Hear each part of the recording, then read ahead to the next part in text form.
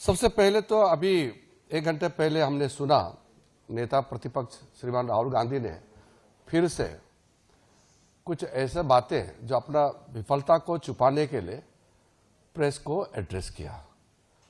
मैं सबसे पहले तो ये कहना चाहता हूं कि पिछले पार्लियामेंट सत्र में एक महिला का तस्वीर लेकर के, मिंता देवी नाम की एक महिला का तस्वीर को टी शर्ट में छपवा करके पार्लियामेंट के परिसर में घूमते रहा और उसको इतना उछला, शाम तक वो महिला ने इतना डांटा कांग्रेस पार्टी को कि उसको उम्र को 124 बता करके जितना बदनाम किया। तो ऐसा नकली फोटोग्राफ, नकली नाम, नकली इश्यू लेकर के राहुल गांधी और कांग्रेस पार्टी समय समय में बोलते रहते हैं, आप सबको अच्छी तरह से मालूम है।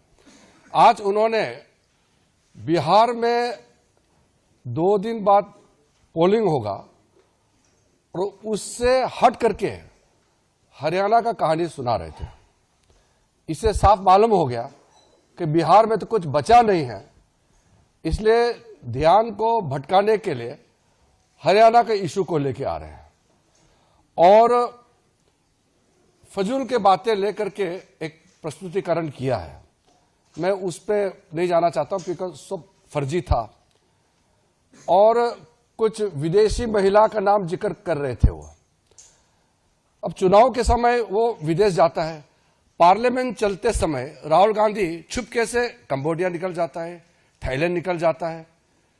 बिहार में चुनाव प्रचार चल रहा है, वो कोलंबिया चले गए। तो वो विदेश जाते रहते हैं, तो उसको विदेश से जो उसको प्रेरणा मिलता है उसको लेकर के उसके कुछ टीम है वो क्या तैयारी करते हैं उनको दे देता है, फिर आपका समय को बर्बाद करते हैं। नेता प्रतिपक्ष सीरियस मुद्दे पे बात करना चाहिए, फजूल के बातें पे समय व्यर्थ नहीं करना चाहिए, ये मेरा उनको पहला सुझाव है। उन्होंने हरियाणा चुनाव को लेकर के ये कहा कि एग्जिट पोल में कांग्रेस पार्टी जीत रहे थे। अरे एग्जिट पोल, ओपिनियन पोल में हमेशा आप डाउन हुए हैं। हम लोग 2004 में पक्का जीत गया ऐसा हम मान रहे थे और एग्जिट पोल, ओपिनियन पोल पूरा बीजेपी एनडीए को क्लियर कट जिता रहे थे, लेकिन जब काउंटिंग हुआ तो हम हार गए। तो उस समय हमने तो रोना धोना नहीं किया, हमने इलेक्शन कमीशन को गाली नहीं दिया, हमने माना और हमने कांग्रेस और उनके जो यूपीए गठबंधन को हमने बधाइयां दी।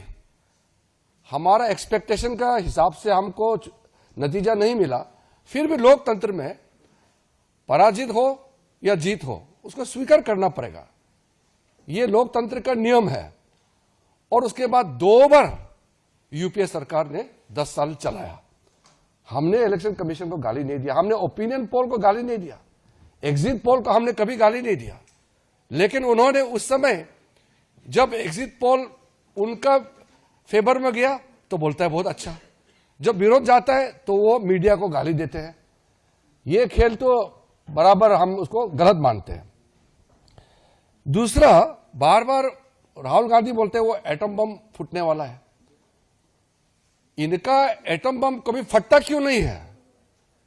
चुनाव चल रहा था, उनके वरिष्ठ नेता कुमारी शैलजा ने उसी समय कहा कि हरियाणा में कांग्रेस जीत नहीं पाएंगे क्योंकि हरियाणा के कांग्रेस के नेता ही हराना चाहते हैं।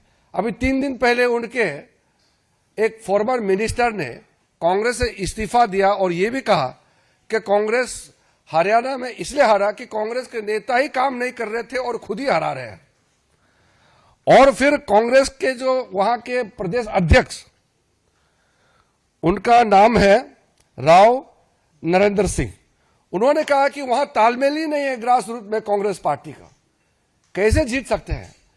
जब उनके नेता, कांग्रेस के नेता ही कह रहे हैं कि वो अपने वजह से हारे हैं और यहां राहुल गांधी कह रहे हैं वोट चोरी हो गया, इलेक्शन कमीशन को गाली दे रहे हैं। इस तरीके के आप बात करेंगे तो कौन विश्वास करेंगे? बार बार चुनाव हारने का बाद भी सबक नहीं सीखते हैं।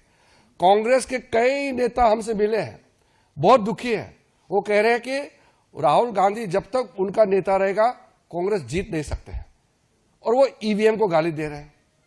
तो इसलिए मैं आपको बहुत साफ साफ कहना चाहता हूं, एक सिंपल प्रोसेस को मैं बहुत शॉर्ट में कहना चाहता हूं, क्योंकि कॉम्प्लिकेटेड नहीं है सिस्टम। हमारा लोकतंत्र बहुत साफ है। हमारा इलेक्शन प्रक्रिया में सबसे पहले इलेक्शन कमीशन इलेक्शन को जवाब देना चाहता हूं। हमारे वहां के हरियाणा के मुख्यमंत्री ने एक लाइन कहा कि हम चुनाव जीतेंगे, हमारा अच्छा व्यवस्था है।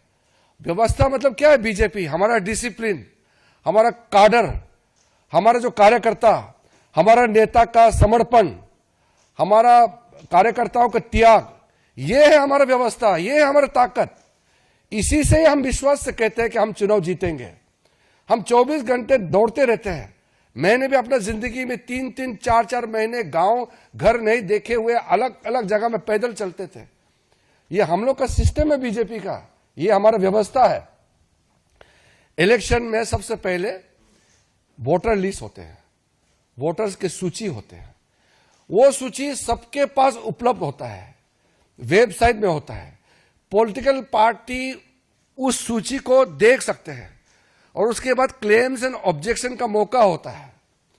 कोई भी अगर ऐसा लगे कि उसका नाम कट गया है, कोई फर्जी है, उसको कंप्लेंट देने का सिस्टम होता है। सूची में सिर्फ भारत के नागरिक ही नाम हो सकता है सूची में। अगर कोई गलत हो गया तो उसको हटाने के लिए प्रक्रिया इलेक्शन कमीशन ने चलाया भी है। अभी एसआईआर जो कर रहे हैं वो वोटर लिस्ट शुद्धिकरण के लिए होता है। तो अगर बिहार में सब लोग खुश है कि हाँ हम जेन्युइन वोटर है, मेरा नाम सूची में है, कोई कंप्लेन नहीं है। जो नकली है, जिसका नाम नहीं है या जो इस दुनिया में नहीं है या चले गए हैं, उसका नाम कट गया, वो कंप्लेन नहीं कर रहा है। राहुल गांधी रो रहे हैं। वहां पब्लिक खुश है कि शुद्धिकरण होना चाहिए हमारा वोटर लिस्ट का। और प्रॉब्लम सिर्फ राहुल गांधी में है। कांग्रेस पार्टी में भी बहुत लोग अभी दुखी हैं। बिहार में कई लोग कह रहे हैं कि राहुल गांधी उनके वहां प्रचार में ना आए, क्योंकि वो आने से जो थोड़ा कुछ चांस है वो भी बिगड़ जाते हैं। आपने देखा होगा वो आरजेडी के नेता भी कभी भी राहुल गांधी का लाइन का बात करता ही नहीं है, क्योंकि राहुल गांधी दुनिया भर का नाम सारा बात करते हैं तो वो लोगों से कोई कनेक्ट होता नहीं है। जब क्लेम्स एंड ऑब्जेक्शन होता है, वोटर लिस्ट फाइनल होता है, तो उसका वोटिंग प्रोसेस होता है। जो वोटिंग होते हैं उस समय हर पॉलिटिकल पार्टी के पोलिंग एजेंट्स होते हैं। इलेक्शन कमीशन का जितना ऑफिसर्स है वो तो स्टेट गवर्नमेंट का ही ऑफिसर होते हैं, उसको इलेक्शन ड्यूटी में लगाते हैं। फिर बाहर से ऑफिसर ऑब्जर्वर के हिसाब से आते हैं। जब वोटर वोट डालते हैं तो पोलिंग एजेंट, अलग अलग पॉलिटिकल पार्टी के पोलिंग एजेंट्स पोलिंग स्टेशन में रहते हैं। वो चेक करते हैं कौन वोट डाला है, कौन अभी नहीं डाला, वो चेक करता है। अब अगर कांग्रेस का एजेंट वहां अगर नहीं है तो बता दे कि वो एजेंट नहीं रख पाया। पोलिंग एजेंट रहता ही है, हर पॉलिटिकल पार्टी का, हर कैंडिडेट का पोलिंग एजेंट रहता है और उसी हिसाब से वोटिंग होते हैं। उसके बाद में जो वोटिंग होने के बाद अगर कोई उसमें गड़बड़ी है तो आप इलेक्शन कमीशन को पिटीशन दे सकते हैं, अपील कर सकते हैं। उसमें अगर लगता है कि न्याय नहीं मिला तो फिर आप अदालत जा सकते हैं। ये सब तो करना नहीं इनको। फिर जब पोलिंग हो जाने के बाद जब काउंटिंग होते हैं उसमें भी हर कैंडिडेट का, हर पॉलिटिकल पार्टी का काउंटिंग एजेंट्स होते हैं। वो बहुत पारदर्शिता के साथ, पूरा ट्रांसपेरेंसी के साथ सारा इलेक्शन प्रोसेस होता है। मैंने 7 चुनाव लड़ा है। हम कैंडिडेट भी रहते हैं, हमारे एजेंट्स रहते हैं। कहां गड़बड़ी होते हैं? अगर गड़बड़ी हुआ, कोई अधिकारी ने गड़बड़ किया तो अदालत जाएंगे। तो अदालत में कभी कभी हुआ है, चुनाव को रद्द भी कराया है, न्याय देता है। इनको अदालत नहीं जाना है, इलेक्शन कमीशन में अपील नहीं करना है। बस प्रेस कॉन्फ्रेंस कॉल करेंगे और किसी ने प्रेजेंटेशन बना दिया उसको दिखाएंगे और फिर भाग जाएंगे। क्या लोकतंत्र ऐसे चलेगा क्या? You have exactly pointed out what the CEO of Haryana has stated. If Congress party has not filed even a single case of any fraud or any act of violation of election rules, they should file the petition. If there is not a single petition made by the Congress party is there with the authorities, what audacity Rahul Gandhi has. And after so many months talking about an election which is convincingly people's mandate have been given to BJP. So it is his press address itself is a fraudulent act.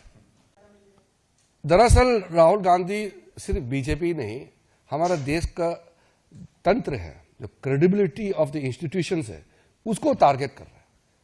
आप देखेंगे वो army को target करेंगे, फिर court का फैसला ठीक नहीं होगा तो सुप्रीम कोर्ट को, जुडिशरी को अटैक करेंगे, कहते हैं कि जुडिशरी बिक गया है, कहता है इलेक्शन कमीशन। हमारा लोकतंत्र व्यवस्था को, जो क्रेडिबिलिटी ऑफ द इंस्टीट्यूशन को क्वेश्चन करना, मतलब आप देश को टारगेट कर रहा है, हमारे सिस्टम को। ये एक बहुत सोची समझी षड्यंत्र है। मैंने आपको पहले भी कहा, बहुत से ताकतें हैं, आप लोग कभी व्यतीत है, मालूम है, देश में कई ऐसे लोग हैं और देश के बाहर, वो राहुल गांधी का एक मोहरा बना करके उसको यूज कर रहे हैं कि भारत का जो उभरता हुआ ताकत को, हमारे इमेज को नुकसान पहुंचाने के लिए राहुल गांधी जैसे लोगों को टारगेट कर रहे हैं। राहुल गांधी के साथ कुछ और लोग हैं जिसको वो इस्तेमाल करते हैं, उसमें प्रमुख चेहरा